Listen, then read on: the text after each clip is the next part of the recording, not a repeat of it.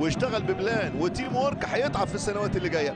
تمشي على طول الكره تاني، تمرير في اوفسايد خطيره جدا، خطيره، فرصه هدف اول، الوصل عظيم، فرصه هدف اول بدون تسلل. لا والله في قرار، شكلها كده في تسلل، لكن تحرك شانكلاي، شنكل الدفاع بشنكله جميله، والوصل يتقدم باول اهداف. وهنشوف الحكم هنا، هذه من اللاعب رقم 11 اللاعب سواريز، القصه عند سواريز، لكن التمريره حراريه، تمريره جميله جدا جدا جدا، والباصه حلوه من علي صالح اللعيب الكبير.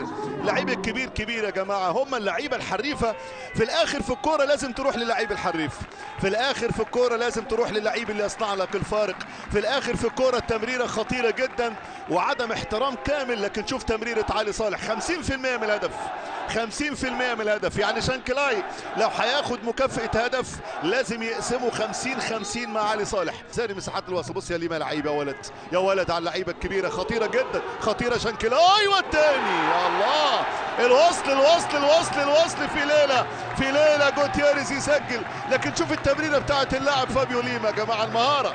برضه غلطه، ما حدش يلعب بالعرض يا جماعه، محدش يلعب بالعرض يا خميس، غلطه من خميس وغلطه من سواريز، ونادي الوصل النهارده بيقتنص اي فرصه غلطات. درس عظيم جدا النهارده في المباراه بالنسبه للعيبه اللي بتلعب في التمركز غلط.